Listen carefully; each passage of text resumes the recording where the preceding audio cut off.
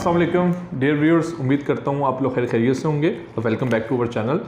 अच्छा, आज का जो हमारा बेसिकली टॉपिक है वो मार्केट की रेट्स करेक्शन पे है कि मार्केट का जो रेट है आजकल जो बेसिकली प्रीवियस 2 to 3 मंथ्स के अराउंड रेट स्टेबल हुआ है और मार्केट में हमने देखा है कि काफ़ी सारे प्रीसेंट्स में रेट्स में करेक्शन भी आई है। अच्छा, आज जो हम बात करने जा रहे हैं वो ये करने जा रहे हैं कि रेट्स करेक्शन जो है वो आती क्यों है, ठीक है ना, मार्केट स्टेबल क्यों होती है, रेट इंक्रीज़ क्यों होता है, इस पे एक हमारी जनरल डिस्कशन होगी ताकि आप लोगों को ये पॉइंट क्लियर हो जाए कि मार्केट में अगर रेट्स कम होते हैं या रेट्स में क्या नाम मकसद है स्टेबिलिटी आती है तो इसकी बेसिकली इसके पीछे रीज़न क्या होती है। अच्छा, ये रेट जो मार्केट रेट्स करेक्शन की बात हो गई, ठीक है ना, मार्केट में रेट्स डिक्रीज़ होना स्टार्ट हो गए, मार्केट में रेट्स बूम आ गया है, मार्केट में जो ना रेट्स जो है ना शूट करना स्टार्ट हो गए, जिसको हम डीलर्स हजरात में सट्टा कहते हैं, मार्केट में सट्टा जो ना स्टार्ट हो गया है। तो इसकी सारी की सारी जो बुनियाद है वो दो चीज़ों पर डिपेंड करती है। ये सिर्फ बहरिया टाउन की रियल एस्टेट की मार्केट नहीं, ये आप किसी भी प्रोडक्ट की मार्केट भी इसको आप एनालाइज करेंगे तो ये इनकी जो मार्केट की जो रेट्स एंड प्राइसेस की जो बात करते हैं हम, तो दो चीज़ों पे बुनियाद करती है। वो है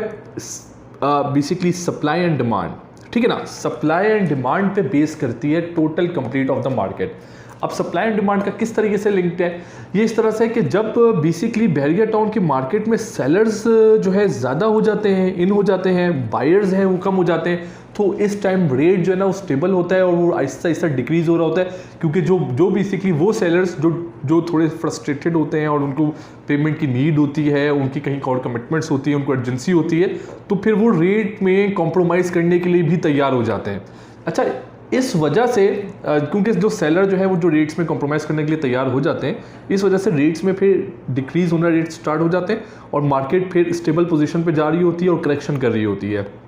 तो ये जो टोटल डिपेंड करता है,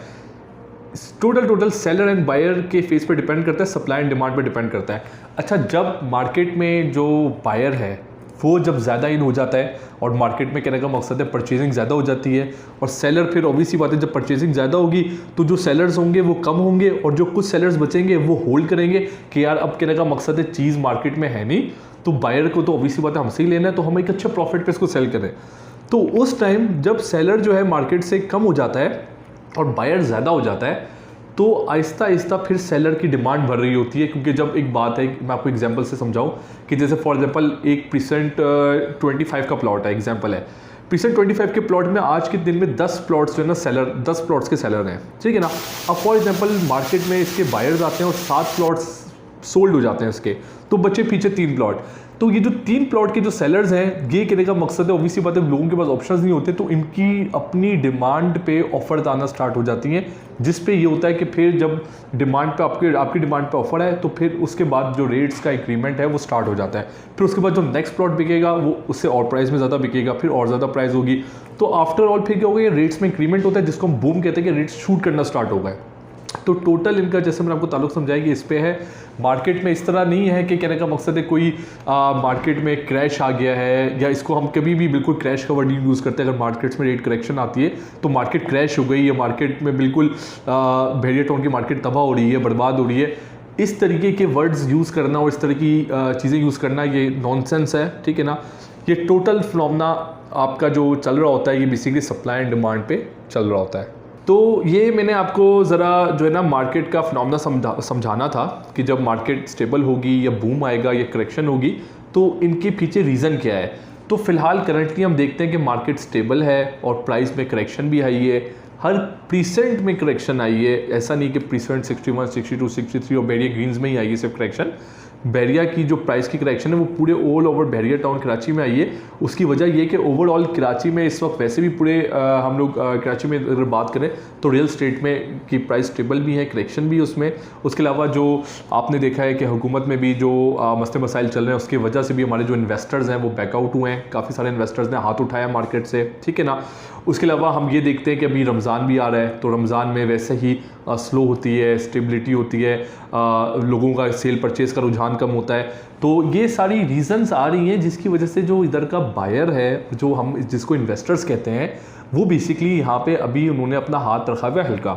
अब जब इन्वेस्टर स्लो हुआ है, बाइंग सेलिंग स्लो हुई हुई है, इसी वजह से मार्केट में करेक्शन आई हुई है, मार्केट स्टेबल हुई हुई है। लेकिन लेकिन ऐसे ही है कि जैसे फॉर एग्जांपल कि एक भैया का साइकिल है, अब ये साइकिल हम देखते हैं कि रमज़ान के बाद, ईद के बाद हम देखते हैं कि ये फिर इंशाल्लाह बूम करेगा, रेट्स शूट करेंगे। काफ़ी सारे इन्वेस्टर्स हैं जिनका प्लान है कि इंशाल्लाह वो ईद के बाद आके फिर बाइंग सेलिंग एक ह्यूज अमाउंट पे बाइंग करेंगे। तो उसके बाद जब ये बाइंग स्टार्ट होगी तो ऑटोमेटिकली प्राइसेस भी इंक्रीज़ होंगी और आपको इंशाल्लाह जो भी आपकी इन्वेस्टमेंट है उसका आपको उसी हिसाब से ROI भी मिलेगा। लेकिन बैरियर टाउन में क्योंकि इस टाइम ये जो करंटली टाइम चल रहा है ये बेसिकली सेलिंग का टाइम नहीं, बाइंग का टाइम है। इस टाइम आप सेलिंग ना करें क्योंकि इस टाइम आपकी जो प्राइस जो आपको मिलेगी, जो आपको जो बेसिकली ऑफर आएगी वो इस टाइम मिनिमम रेट्स पे आएगी, क्योंकि after all stability and correction हो रही है मार्केट में। तो इस टाइम परचेजिंग कर सकते हैं तो परचेजिंग कर लें, ठीक है ना। सेलिंग आप तब कीजिएगा जब मार्केट बेहतरी हो, जो हम ईद के बाद एक्सपेक्ट करते हैं। इंशाल्लाह ईद के बाद बेहतर होगी market. So dear brothers and sisters, उम्मीद करता हूँ कि आप लोग की जो क्यूरीज होंगी अभी market stability and market correction से वो क्लियर हुई होंगी। सो बाइंग है या सेलिंग है या आपकी कोई भी क्यूरी है इसमें, तो आप हमसे ज़रूर हमारे गिवन कॉन्टैक्ट नंबर पे कॉन्टैक्ट करें या हमारे ऑफिस को विजिट करें। सो हमें बहुत अच्छा लगेगा, आपसे एक हमारा क्लाइंटल रिलेशनशिप भी बन जाएगा। और उसके अलावा मैं आपसे चाहूँगा कि आप चैनल को भी सब्सक्राइब कर लें हमारे, और बेल आइकन को भी क्लिक कर लें ताकि आपको सारी वीडियोज़ की अपडेट हमारी मिलती रहे। Thank you so much, take care, अल्लाह हाफिज़।